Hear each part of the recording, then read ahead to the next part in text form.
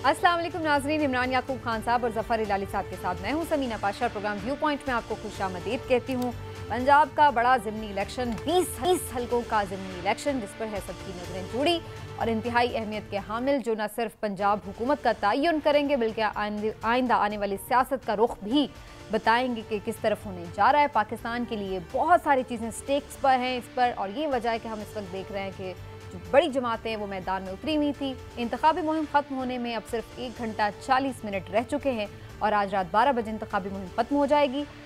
कल ज़ाहिर है कि इंतज़ामात होंगे और परसों के रोज़ फैसला क्या होने जा रहा है। इस इंतखाबी मार्के के बाद क्या होगा नताइज और किस तरह से उस सियासत का रुख बदलेंगे, इस पर भी बात करेंगे। लेकिन इसके साथ साथ जो ओवरऑल तहरीक के दौरान हमने चीज़ें देखी हैं कि किस तरह से एक दूसरे के खिलाफ तकरीरें की गई हैं, इस्टेब्लिशमेंट का क्या किरदार रहा है, इलेक्शन कमीशन से इमरान खान साहब के जो तहफ़्फ़ुज़ात और नाराज़ी है वो कहाँ पर खड़ी है, और इसके साथ साथ बहुत सारे स्कैंडल्स भी जो सामने आते रहे। इसी बीच सुप्रीम कोर्ट का वो अहम फैसला जिसमें साइफर के हवाले से उन्होंने बिल्कुल जो PTI का बयानिया है उसको रद्द कर दिया। इस सारी सूरत हाल का क्या वाकई कैंपेन में असर रहा और उसका असर हमें वोट की सूरत में नज़र भी आएगा या नहीं, इस पर बात करेंगे। आप सबको खुश आमदीद कहते हुए पहले जाऊंगी इमरान साहब की तरफ। इमरान साहब, इंतखाबी मुहिम तो अब बस आखिरी लम्हात पर है, किसने अच्छी कैंपेन की है? बिस्मिल्लाहिर्रहमानिर्रहीम। देखें समीना, कैंपेन तो दोनों तरफ से अच्छी की है। इमरान खान साहब ने भी एक दिन में 2-2, 3-3, 4-4 जलसे किए। 3-3 तो रूटीन में भी वो करते रहे, 2-3 स्टेमिना बड़ा दोनों का। हाँ जी। और मरियम नवाज साहिबा जो हैं वो भी, माफ़ कीजिएगा, उन्होंने भी 2-2 जलसे भड़काए। तो कोशिश तो दोनों तरफ से की गई है। लेकिन यहाँ पे मैं ये बात ज़रूर करना चाहूँगा कि इमरान खान साहब और तहरीक इंसाफ ने जो बयानिया अपना लिया, वो बयानिया जो है ना, वो मुल्क के लिए, रियासत पाकिस्तान के लिए और ख़ुद सियासत के लिए, चाहे वो मुस्लिम लीग नून की सियासत हो, पीपल्स पार्टी की सियासत हो या तहरीक इंसाफ की अपनी सियासत हो, सब के लिए वो बड़ा नुकसानदेह है। वो किसी के लिए भी अच्छा नहीं होगा। देखिए बयानिया वो ऐसे, अब आप देखें, उसी तरफ आ रहा हूँ। अब देखें कि कल क्या हुआ। कल सुप्रीम कोर्ट ने जो फैसला सुनाया परसों, तफसीली फैसला, हाँ जी, तफसीली फैसला जारी किया, उसमें उन्होंने कैटेगोरिकली कह दिया कि कोई साजिश नहीं है।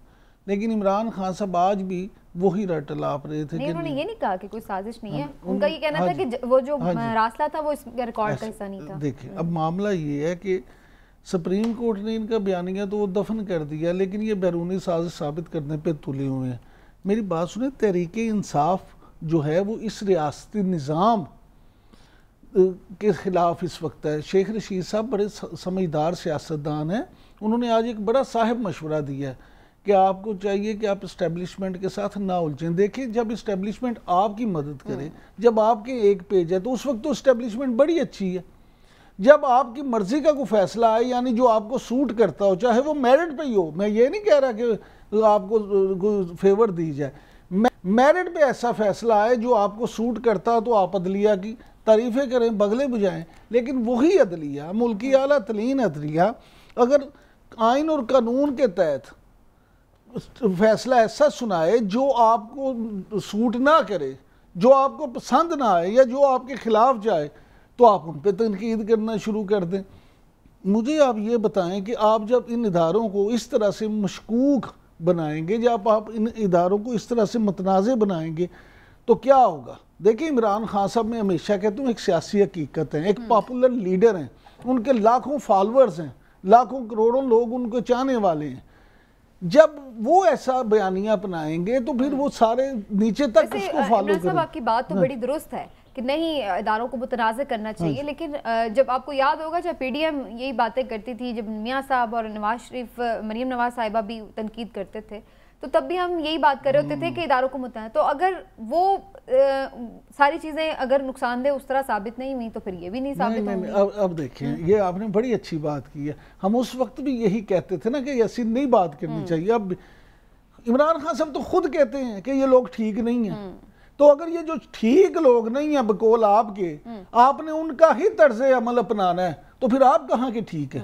आप तो अच्छे बच्चे हैं ना, आप तो इनकी तरह ना करप्ट है, ना इनकी तरह नाअहल है, ना तो आप तो कम से कम वो सियासी लेकिन वो कह रहे हैं कि फौज से लड़वाने की हमें कोशिश हो रही है, लेकिन हम लड़ेंगे नहीं, फौज तो हमारी है। अब मैं इस पर बाद में आपके तरफ आती हूँ, लेकिन मैं पहले हिलाली साहब का पॉइंट ऑफ व्यू लूंगी। हिलाली साहब, do you think Imran Khan साहब इस वक्त एंटी एस्टेब्लिशमेंट सियासत कर रहे हैं?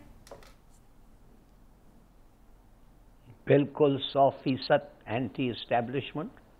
और माफ करिए, आपने देखा ये तो वो कहते हैं ना, what gave the game away, माने कि क्या किया इन्होंने।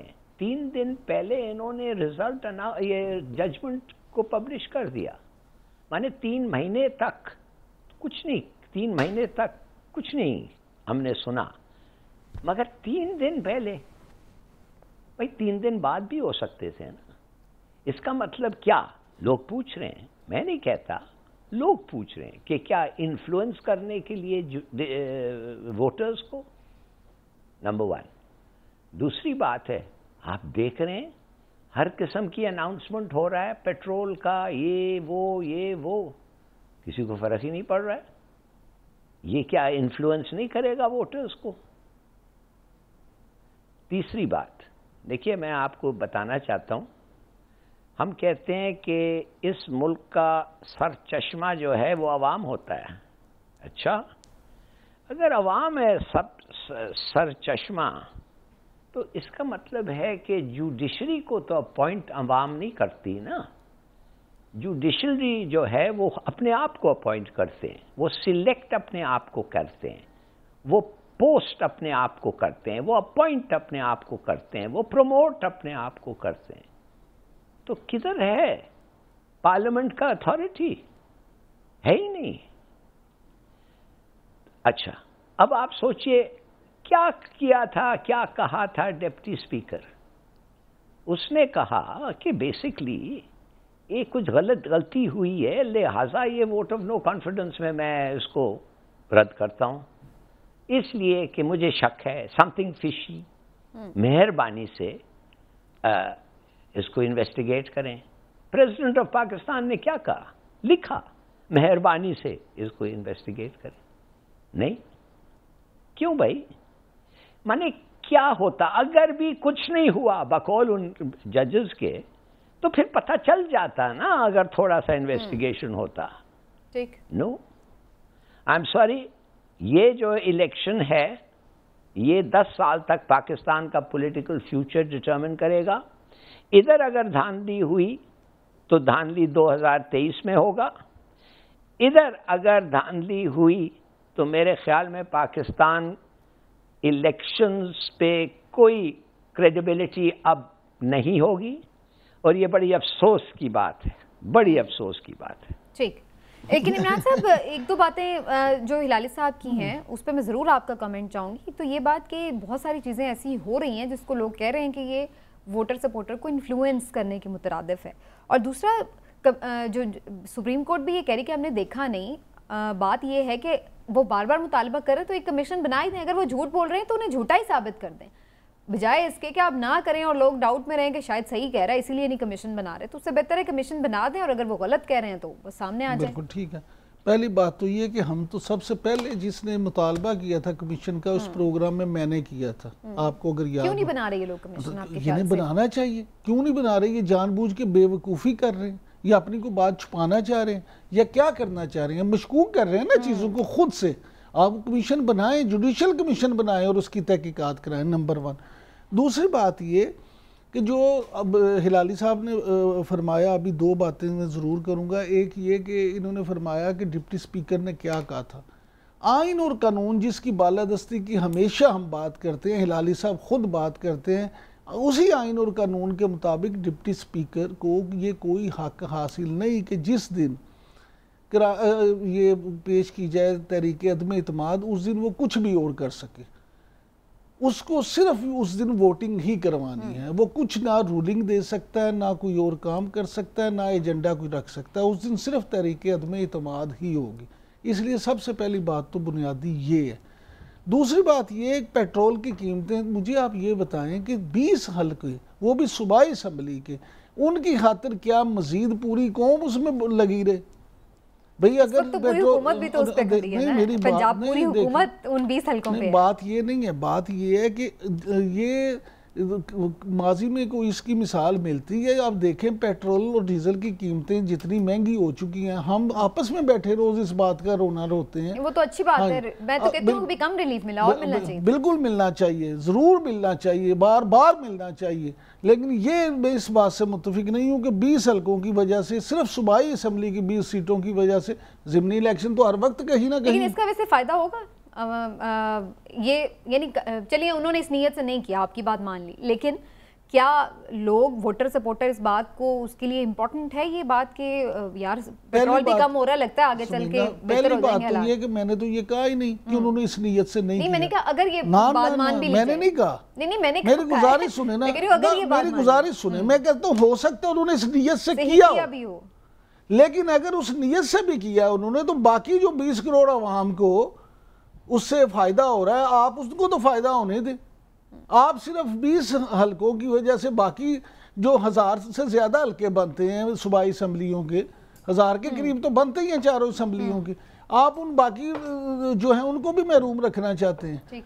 लिहाजा वो मैं समझता हूँ कि ऐसी बात कोई है नहीं। तीसरी बात जो आपने कही, मुझे आप ये देखें कि मामला सिर्फ ये है कि हर हुकूमत ये करती है, हमारा आलमी है, मैं ये नहीं कह रहा ये ठीक है, हर हुकूमत कोई आप देखें, वो पीटीआई की हो, वो मुस्लिम लीग नून की हो, वो पीपल्स पार्टी की हो, वो काफ लीग की हो, जब हुकूमत में आई है तो ज़िमनी इलेक्शन के मौके पर जो उनसे बन सका है उन्होंने किया, जो भी हुकूमत आई है।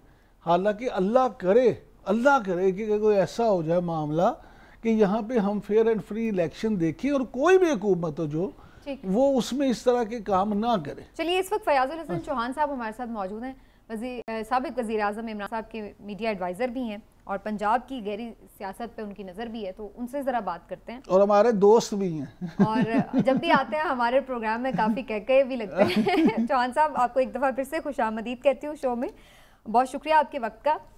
चौहान साहब, सबसे पहले तो ये फरमाइए कि इंतखाबी मुहिम ख़त्म होने में बस 1.5 घंटा ही ऑलमोस्ट बाकी है, और अभी हम मरियम नवाज साहिबा को भी सुन रहे थे, उनका तो यही कहना है कि भाई आप लोग तो पंजाब से फारिग हैं और धांधली वगैरह की आप लोग भी बातें कर रहे हैं, तो आप लोगों का कॉन्फिडेंस क्या है इस वक्त, जो मैनेज किया जा रहा है उसके बावजूद भी कैसे जीतेंगे आप? बिस्मिल्लाहिर्रहमानिर्रहीम। सबसे पहले तो इमरान याकूब साहब को जनाब सलाम और वालेकुम अस्सलाम, वालेकुम सलाम, हलाली साहब को आदाब। लेकिन इमरान याकूब साहब से गुजारिश है, ये हर हुकूमत जो है वो ज़िमनी इलेक्शन के अंदर धांधली नहीं करती। हमारे तो जनाब 3.5 सालों में एक ज़िमनी इलेक्शन हमने जीता, सारे के सारे हम हारे थे। ये इस बात की मैनिफेस्टेशन है कि हमारा इंटरेस्ट और हमारी तवज्जो धांधली की तरफ कम थी। अगर धांधली की तरफ होती तो मेरी सारी जिंदगी सियासत के अंदर गुजरी है, इलेक्शन लड़ते लड़ाते जाना अपनी लाइफ। ज़िमनी इलेक्शन और बलदियाती इलेक्शन जाना सूबाई हुकूमत के लिए बाएं हाथ का खेल होता है, अगर उसको मैनेज करना वो जानते हो। हम तो मैनेज करना भी नहीं जानते थे, क्योंकि हमारी तरबियत ही पीटीआई की जाना कुछ अच्छे असूलों पे थी। तो हमने एक डस्का वाला इलेक्शन था, वो करने की कोशिश भी की तो पकड़े गए। मैं यही कहने वाली थी। तो सही हमारी तो हालत यह है कि हम आह भी करते हैं तो हो जाते हैं बदनाम, वो कत्ल भी करते हैं तो चर्चा नहीं होता। तो इमरान याकूब साहब खुदा दा वास्ता जो साना बदनाम करो, असी तो इलेक्शन सारे हारे हैं, ठीक है ना जी। अच्छा, अब जहाँ तक ये वाले इलेक्शन की बात है, कोई ढकी छुपी चीज नहीं है, हर चीज ओपन है। मीडिया सारा दिन बता रहा है कि पिछले 1.5 महीनों में किस किस अंदाज से किस किस अदारे को इस्तेमाल करके प्री पोल धांधली के रिकॉर्ड कायम किए हैं इस हमजा शहबाज की हुकूमत ने और इस इम्पोर्टेड हुकूमत ने। और मैं हैरान हूं, 7 जून को पहले 7 तबादले हुए थे सेक्रेटरीज के, इलेक्शन शेड्यूल आ चुका था। आप सारे दोस्त माशाल्लाह जानते हैं, आइन और कानून के मुताबिक इलेक्शन शेड्यूल आ जाए तो कोई पोस्टिंग ट्रांसफर नहीं हो सकती। तो जनाब 7 सेक्रेटरी चेंज हुए, जिसमें main secretary higher education south Punjab, जिसके सर के ऊपर सारे पोलिंग ऑफिसर, प्रिजाइडिंग अफसर, असिस्टेंट प्रिजाइडिंग अफसर और पोलिंग स्टाफ, जनाब वो आपका लगना है। और मैं आपको बताता चलूं, 2013 के इलेक्शन में ना नजम सेठी के सर सदके सिर्फ एक आपका स्कूल का सेक्रेटरी था, स्कूल एजुकेशन का सेक्रेटरी पंजाब का, उसके सर पे पूरा इलेक्शन रिग हुआ था पंजाब के अंदर, पूरा इलेक्शन नून लीग के हक में। तो जनाब पहला तो 7 जून को इन्होंने ये धांधली की और उसके ऊपर कोई इलेक्शन कमीशन का नोटिस नहीं। मैं कम से कम 8 या 9 प्रेस कॉन्फ्रेंस करके पिछले 1.25 महीने में ये मैं पॉइंट आउट कर चुका हूँ। फिर उसके बाद पोस्टिंग, ट्रांसफर, धौंस, धांधली, बदमाशी, पुलिस, इंतजामिया। जैसे मलिक नवाज हमारा कैंडिडेट है लाहौर से, वो कारण मीटिंग कर रहा है, सीधा डीएसपी गुलाम दस्तगीर और 3 SHO और पुलिस फोर्स आती है और सीधा स्टेज पे चढ़ के उसको गिरबान से पकड़ के सीधे बाहर ले जाने की कोशिश करती है। यार कभी नहीं हुआ, ये कभी नहीं हुआ। फिर इसी तरीके से इंतजामिया को जिस तरह इस्तेमाल किया जा रहा है, पुलिस थ्रेट लगा रही है फोन करके, इंतजामिया थ्रेट लगा रही है, लोगों को प्रेशराइज किया जा रहा है। जो पीटीआई के अहम लोग वोटर सपोर्टर वाली जगह हैं, उन्हें पता है, उधर जनाब नोटिस भेजे जा रहे हैं, टैक्स के नोटिस भेजे जा रहे हैं, मकान के टैक्स के नोटिस भेजे जा रहे हैं। मतलब बेतहाशा मैं कहता हूं कि धौंस और धांधली के रिकॉर्ड कायम हुए हैं, लेकिन उसके बावजूद इंशाल्लाह ये 100 प्याज भी खाएंगे और 100 लिटर भी खाएंगे इंशाल्लाह परसों। अच्छा, आपने ये जो बातें की हैं सारा इसके लिए कोई इंतजाम भी कर लिया? मैं वैसे वो सोशल मीडिया पे एक एडवाइजरी सी आप लोगों की देख रही थी जो आप लोगों ने जारी की है नौजवानों को अपने, कि जी किस तरह से आपने सेफ गार्ड करना है सारा पोलिंग का अमल जो है। तो वो क्या बंदे अब ट्रेन हो गए हैं या फिर अब बाद में फिर हम यही सुनेंगे कि जी धांधली हो गई, धांधली हो गई? देखिए बात यह है कि जिसने हक के ऊपर चलना है उसने हक के ऊपर चलना है, जिसने बातिल के ऊपर चलना है उसने बातिल के ऊपर लाजमी चलना है। इनके पास एक धांधली के अलावा और कोई सेफ गार्ड नहीं है। नून लीग के पास इन 20 हलकों में कोई किसी किस्म का तोशा नहीं है, कोई ज्यादा राह नहीं है, कोई जनाब इनके वो पास तो हो गया ना, आप लोगों ने पक्का बंदोबस्त कर लिया है कि नहीं? इंशाल्लाह पंजाब के इन 20 हलकों में अवाम ज़िमनी इलेक्शन बनाए ज़िमनी इलेक्शन नहीं समझेगी। आपके शो के जरिए से भी मैं पंजाब की अवाम को ये रिक्वेस्ट और मैसेज करूंगा, खान साहब भी पैगाम दे चुके हैं, इसको पाकिस्तान के सर्वाइवल की जंग हम समझ के लड़ रहे हैं। पाकिस्तान को गुलाम और भिखारी बनाने से बचाने के लिए हम ये जंग लड़ रहे हैं। ये इलेक्शन बड़ा इलेक्शन नहीं है इंशाल्लाह। अच्छा फयाजुल हसन चौहान साहब, ये फरमाइए कि अगर जैसे आप कह रहे हैं उस तरह अगर आप ये इलेक्शन जीत जाते हैं तो फिर हुकूमत तो ये शोर नहीं मचा सकेगी कि धांधली हुई है, क्योंकि आप तो हुकूमत में नहीं है, आप तो अपोजिशन में हैं। लेकिन अगर बफर्ज महाल आप इलेक्शन हार जाते हैं तो फिर आप भी सिर्फ धांधली का शोर मचाएंगे या रिजल्ट को तस्लीम करेंगे? मुझे इमरान याकूब साहब ये बताएं कि कल के दिन लाहौर हाई कोर्ट के अंदर आपका सूबाई इलेक्शन कमिश्नर कहता है कि 40 लाख वोटर्स को फोर्थ शुदगान के खाते में डालना सिर्फ डेटा एंट्री ऑपरेटर की गलती थी। मैं खुद कंप्यूटर सॉफ्टवेयर इंजीनियर हूँ, मेरा सारा टब्बर जना कंप्यूटर सॉफ्टवेयर से जनाब बिजनेस से जनाब शोबे से मुतलका है। मुझे बताएं एक केड़ा की पंच ऑपरेटर सी यदि एक क्लिक नाल जनाब 40 लाख बंदे जनाब वो अल्लाह मियाँ को पहुंच गए, हाँ, और फिर कहते हैं जनाब माफी मांग ली। कितना बड़ा ब्लंडर, कितना बड़ा ब्लंडर। फिर उसके अलावा कल जलसा होता है खुशाब के अंदर, जलसा होने तक पंडाल सजाने से लेके पूरे जलसे की तैयारियों में म्यूनिसिपल कॉर्पोरेशन, PHA और सारा स्टाफ जनाब इस्तेमाल होता है सरकारी। हमारी वहां पे MP साजिदा बेगम जनाब जब उसकी वीडियो ऑडियो बना के और मौके पे पहुंच के सारा डिस्क्लोज करती हैं, एंड 1 घंटा पहले इलेक्शन कमीशन का नोटिस उनको चला जाता है, उस वक्त सब कुछ हो चुका होता है। कहने का मकसद ये है, ये सारी चीजें लोगों के सामने है। फिर जो पोलिंग स्कीम के हवाले से जो बदमाशी हो रही है, सुने आप, वापडा टाउन का एरिया पता है जी कि PTI का गढ़ है। वापडा टाउन का जो पोलिंग स्टेशन है वो बना दिया खंबा गांव में, जो मजाफात के अंदर है लाहौर के खंबा गांव। ये कौन सा रूल है? आपने भी सारा जिंदगी सहाफत की, आपको पता है। मुझे तो आपकी बात से यही अंदाजा हो रहा है, आपने अगर हार गए तो रिजल्ट कोई नहीं तस्लीम करने, क्योंकि सवाल तो यही था। अगे वाकई ये चीजें हो रही हैं, मैं बहुत सारी चीजों के बारे में तो हमें ज़ाहिर है मीडिया रिपोर्ट्स मिलती हैं। मुझे आप एक चीज बताओ, इनके पल्ले कोई करतूत है ये कि आप कह सकें कि ये इलेक्शन जीतेंगे? चलो 4 महीने का कोई एक करतूत बताएं, चलो बैठ जाते हैं ना, शुरू हो जाते हैं। तो देखिए उन्होंने पेट्रोल सस्ता कर दिया 18 रुपए। अस्तगफिरुल्लाह, अभी इसको तसल्ली से सुन लेना। टेम्पो बनाया हुआ था बेगम सदरवान ने जलसों में, इंतखाबी जलसों में। अवाम इंतजार कर ले, माही आवेगा तो फुला नल धरती से जावांगी। शहबाज शरीफ साहब आ रहे हैं टीवी पे ऐलान करने। वो खोदा पहाड़ निकला चूहा, वो भी मरिया थे प्लास्टिक का। और जनाब आपका $129 फी बैरल पे था जिस दिन हमारी हुकूमत गई थी, आज $94 फी बैरल पे है।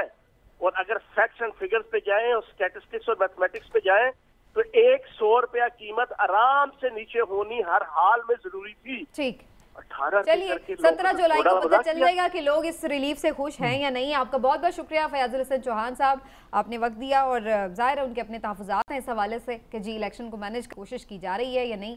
मीडिया पे भी कुछ रिपोर्ट्स आ रही हैं, लेकिन ज़ाहिर है जो पोलिंग डे है वो बहुत इंपॉर्टेंट है और वही डिटर्मिन करेगा आखिर में कि अवाम किधर खड़े हैं। थोड़ा सा मैं इसमें ये भी ज़रूर शामिल कर लूँ कि ये जो सारे मामलात हो रहे हैं उसमें अब ये भी एक कैबिनेट ने अहम फैसला किया है कि जो कल सुप्रीम कोर्ट का डिसीजन आया था उसमें एक इख्तिलाफी नोट था एक जज साहब का, और उसमें उन्होंने कहा कि कैबिनेट ये भी चीज़ देखे कि क्या वाकई आर्टिकल 6 जो है वो अट्रैक्ट हुआ है या नहीं। और उन्होंने फिर बताया कि जनाब सदर साहब या प्राइम मिनिस्टर साहब या कासिम सूरी साहब जो हैं और एक दो शायद और नाम भी हैं, उनके खिलाफ जो है वो आप आर्टिकल 6 को परसू कर सकते हैं या नहीं, ये अट्रैक्ट हो रहा है या नहीं।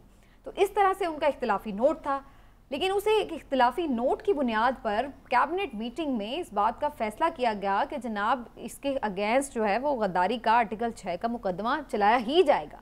तो ये कितना इम्पोर्टेंट है और ये कितना सीरियस है, इस पर बात करना बड़ा ज़रूरी है। इमरान साहब, आप हमेशा इस बात के मुखालिफ रहें कि गद्दारी के मुकदमे ये वो, इन चीज़ों को मजाक नहीं बना लेना चाहिए कि हर वक्त गद्दारी गद्दारी, लेकिन आप समझते हैं कि इख्तिलाफी नोट की बुनियाद पर जो है वो हुकूमत वक्त ये फैसला करे तो ये कोई दानिशमंदाना फैसला है? पहले इतनी हीट बढ़ी हुई है हम सियासत में देख रहे हैं। समीना, मैं जो बात करने लगा हूँ यकीन करें मैं पूरे दिल से ये समझता हूँ कि चाहे तहरीक इंसाफ ने तहरीक इत्माद के दौरान जो भी गलतियाँ की हों, ना तजर्बाकारी के बाइस या जज्बात में आके, लेकिन देखें जो गद्दारी का मुकदमा है ना, ये इस तरह का है कि जब आप गद्दारी के सर्टिफिकेट बांटना शुरू कर देंगे ना, फिर जिस पोलराइजेशन का मैं हमेशा जिक्र करता हूँ वो मज़ीद बढ़ेगी। फिर आप इस मुल्क, रियासत और आवाम के लिए कोई बेहतरी करने नहीं जा रहे। खुदा का वास्ता आपस में एक दूसरे को गद्दारी के लक़ब देना छोड़ दें, एक दूसरे को उतना ही मुहिब्बे वतन समझे जितना आप अपने आप को समझते हैं। ये क्या काम है कि जो हुकूमत में सियासतदान आ जाता है वो समझता है मैं तो बहुत बड़ा मुहिब्बे वतन हूँ, और जो मेरा मुखालिफ है वो कहता है जी इससे बड़ा गद्दार ही कोई नहीं है। तो ये नहीं होना चाहिए ना ना, और इमरान खान साहब को भी होश के नाखून लेने चाहिए। वो भी जो हर वक्त गद्दार गद्दार गद्दार और इस तरह की बातें करती है, खुदा का वास्ता वो भी इस पे गौर करें। जी लाली साहब, देखिए, मैं एक चीज़ कहना चाहता हूँ इलेक्शन के बारे में, शायद मुझे नहीं कहना चाहिए मगर फिर भी ये मेरा फीलिंग है। मैं समझता हूँ कि एक ही मुनसिफाना और फेयर इलेक्शन पाकिस्तान में हुए थे और वो हुआ था 1971 में। और क्या हुआ, हमने उस इलेक्शन का नतीजा एक्सेप्ट नहीं किया, और जब हमने एक्सेप्ट नहीं किया तो आधा मुल्क चले गया। अगर इस वक्त हम ये रिजल्ट एक्सेप्ट कर लें, मैं कहता हूं कि मिस्टर फवाद चौधरी ने बिल्कुल सही कहा। इतने गर्दन हैं जो टंगेंगे कि रस्सी कम है। ठीक, ये कभी नहीं होना चाहिए इस किस्म की बातें। ये सब लॉयल पाकिस्तानीज हैं और उनके फैसले अगर गलत होते हैं तो हर आदमी गलती करता है और फिर इलेक्शन में उनको सजा मिलता है उस गलती का। ये कहना कि आप आके उनको ट्राई कर लें, आई मीन इट्स इनक्रेडिबल। मैं अभी यकीन नहीं कर सकता था कि जजेस ये कह रहे हैं। बिल्कुल सही। और फिर आर्टिकल 6 स्पेशली ये नहीं है कि आपने आइन के अगेंस्ट वायलेशन की तो बस आपको मौत की सज़ा मिल जाएगी। आर्टिकल 6 में बड़ा क्लियरली बताया गया है कि आप आइन को मुअत्तल कर रहे हैं, उसको बिल्कुल सबवर्ट कर रहे हैं, आइन को मस्क कर रहे हैं, तो फिर आप उसको जो है वो आर्टिकल 6 को ट्रैक कर रहे हैं। ये नहीं कि आइन का किसी भी एक शिक को आपने अगर वायलेट कर दिया तो इस तरह तो फिर इंसानी हुकूक की जितनी शिकें हैं वो रोज़ ही माशाल्लाह से वायलेट हो रही हैं, तो फिर उनका क्या, उसके ऊपर फिर किस किस को पकड़ा जाएगा। तो ये बड़ा एक देखने का मामला है, सेंसिटिव भी है और जाहिर है कि सियासतदानों की दानिशमंदी को भी चैलेंज करता है। एक छोटा सा ब्रेक लेते हैं नाज़रीन, ब्रेक से वापस आते हैं तो कुछ आदमी मंजरनामे से जुड़ी अहम खबरों पर भी बात होगी। हमारे साथ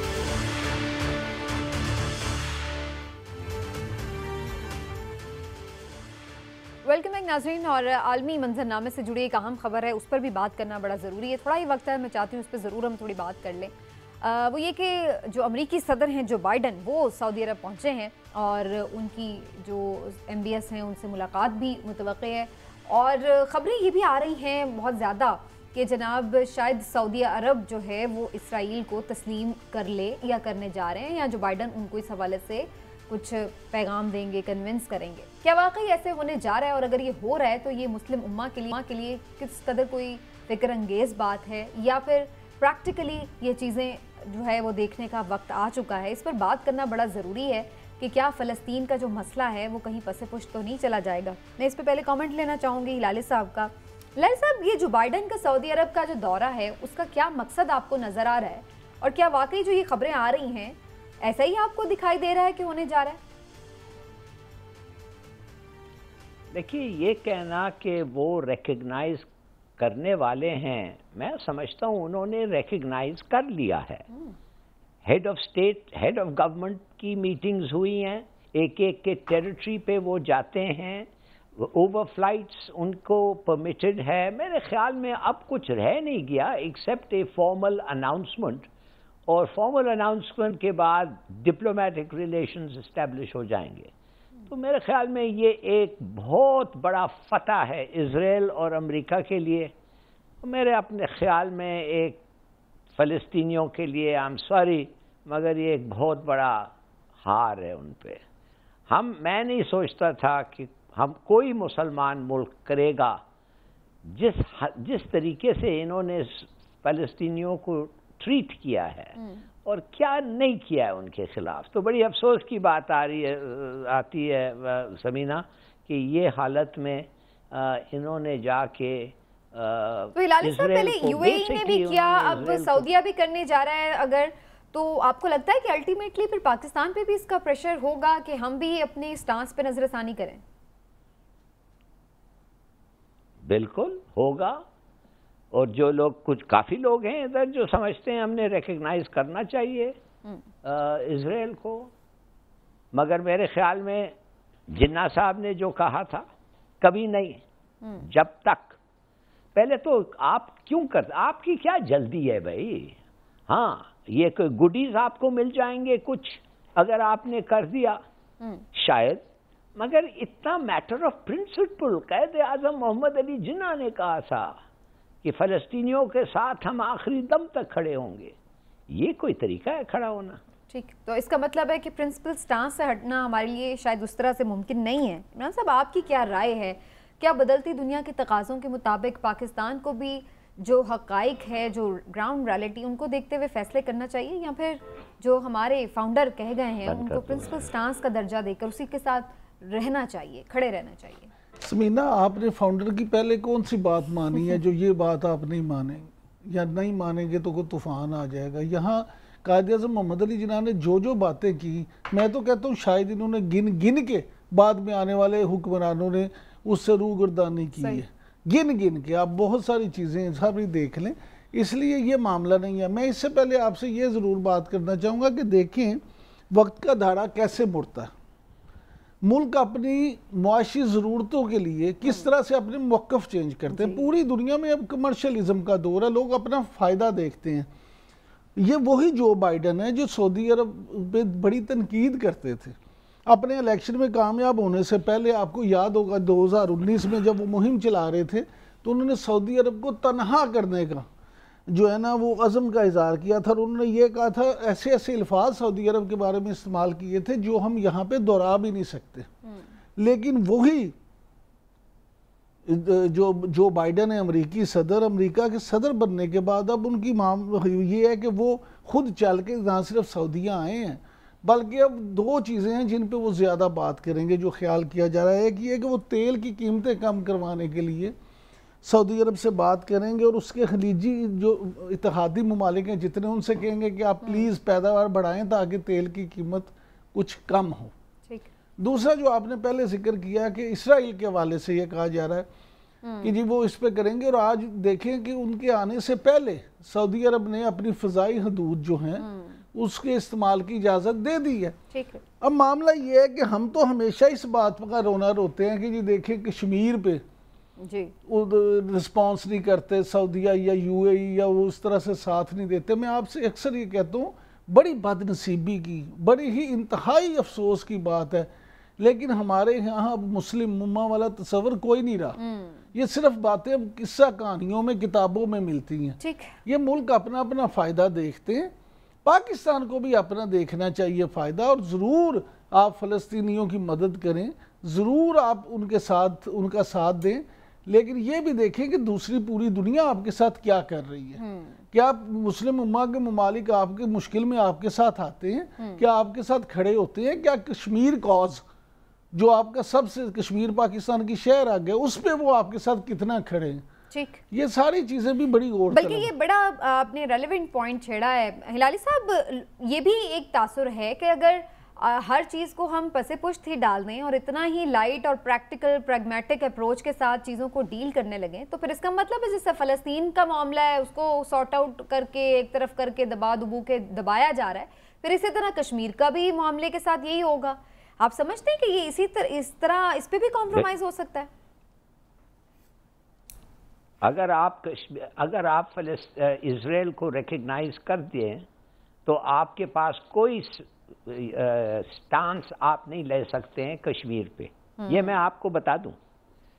अगर आप इजराइल को ये रिकग्नाइज कर दें, और माय गॉड, और उनकी जो टेरिटरी इजराइल ने ले लिया और किस तरीके से और क्या क्या हिमाकतें उनसे करते हैं, आपका यू विल हैव कोई प्रिंसिपल आपका तो है ही नहीं। फिर आई एम सॉरी समीना, ये कर ही नहीं सकते हम। हाँ, कुछ थोड़ा सा फायदा जरूर होगा। हाँ, अमेरिका बहादुर हमें और भी चाहेगी। हाँ, इजरायली जो हैं वैसे तो वो इंडिया के साथ बिल्कुल जुड़े हुए हैं, वो नहीं रोकेंगे। वो चाहते हैं कि आपके न्यूक्लियर वेपन्स खत्म हो, वो चाहते हैं कि आप कंप्लीट आपको तोड़ें, आपको डिसइंटीग्रेट करें, वो चाहते हैं, वो कहते हैं इनफॉर्मली। मगर एक ये this is a matter of principle. अगर ये प्रिंसिपल गया तो फिर कुछ भी हो सकता है। हिलाली साहब, आप कुछ भी कर लें, आप उनको तस्लीम करें या ना करें, एक बात तो तयशुदा है कि इसराइल आपका दुश्मन है, दुश्मन था और दुश्मन ही रहेगा। ये नहीं हो सकता कि वो इंडिया को छोड़ के तो आपसे दोस्ती कर ले, आपसे फ़ायदा कर ले, आपके फ़ायदे के लिए कुछ काम करें। वो अपने जाती मफाद को जरूर देखेंगे। तो फिर उनको खुश करने की क्या जरूरत है? मैं यही गुजारिश, उनको खुश करने की क्या हिलाली साहब, मैं यही अर्ज कर रहा हूँ कि हमें उन्हें खुश करने की कोई ज़रूरत नहीं है, लेकिन हमें ये देखने की ज़रूरत है कि हमें अपने मुल्क का भी मफाद अपने सामने रखना चाहिए। इस बात से आपकी क्या मुराद है? आपकी जब बात कह रहे हैं अपने मुल्क का मफाद, क्या हमारे प्रिंसिपल स्टांस के साथ रहने में नहीं है? या नहीं, मैं ये नहीं कह रहा। मैं ये कह रहा हूँ कि सिर्फ हमें हर वक्त मुस्लिम उम्मा का राग नहीं अपनाना चाहिए। जिस तरह का सलूक मुस्लिम उम्मा आपके साथ करे, वैसा ही सलूक आप उनके साथ करें। अलबत्ता जो मुश्किल में हों, जहाँ पे उम्मा मुश्किल में, वहाँ ज़रूर साथ दें, मजलूम का साथ दें। हमें हमारा दीन भी इस बात का सबक दे। बिल्कुल ठीक है। बदलती दुनिया के तकाज़े, नए नए यहाँ पे डेवलपमेंट्स हो रही हैं। और एक शॉर्ट सा कमेंट में ले लूँ हिलाली साहब का इस मामले के ऊपर भी। हिलाली साहब, ये भी एक तासुर है कि शायद ईरान की मुखालिफत में भी जो अरब कंट्रीज़ हैं वो शायद आपस में ज़्यादा क्लोज़ हो रहे हैं, अमेरिका के भी क्लोज़ हो रहे हैं। ये भी एक नई गेम बन रही है। आपका मतलब क्या है क्लोज हो रहे हैं? समझा नहीं मैं। जैसे इसराइल को और अमेरिका को इन्होंने, यानी इसराइल को तो तस्लीम करने जा रहे हैं और अमेरिका और इसराइल के ज़्यादा टाइज अपने बना रहे हैं उनके साथ। तो व्हाट डज इट मीन? ये कोई परसेप्शन है कि ईरान के अगेंस्ट ये ज़्यादा स्ट्रेंथफुल होने के लिए इस तरह से है? समीना, ईरान को मेरे ख्याल में एक दफ़े उन पे हमला होना है, और जो उनके पास हथियार इस वक्त इजराइल ने अमेरिका से लिया है, वो जो डीप पेनिट्रेटिंग न्यूक्लियर, और वो जाके उनके केव्स में और ऐसी जगह में, ये क्यों लिया इन्होंने? ये इसलिए लिया है कि एक ना एक दिन ईरान पे हमला करेंगे वो उनके लिए इट्स इम्पॉसिबल ये कहना कि भाई ये बम बना सकता है और हम कुछ ना करें। आपने देखा है सीरिया को, आपने देखा है इराक को, क्या किया उन्होंने। जिधर थोड़ा सा भी एक रूमर आया कि ये हो रहा है, तो मेरे ख्याल में ईरान को कभी नहीं, ना अमेरिका ना इजराइल। समीना, ये जो ठीक है हिलाली साहब, वक्त प्रोग्राम का खत्म हो गया नाज़रीन। समीना बस एक बात ले लें कि जो मिडिल ईस्ट पे तज्जिया करते हैं, मिडिल ईस्ट की सियासत को समझने वाले लोग हैं, उनके मुताबिक अमेरिकी सदर इस दौरे में ईरान पे दबाव बढ़ाने की भी ज़रूर बात करेंगे। चलिए जी, प्रोग्राम का वक्त खत्म हो गया नाज़रीन, इंशाल्लाह आपसे फिर मिलेंगे, अपना ख्याल रखिए, अल्लाह।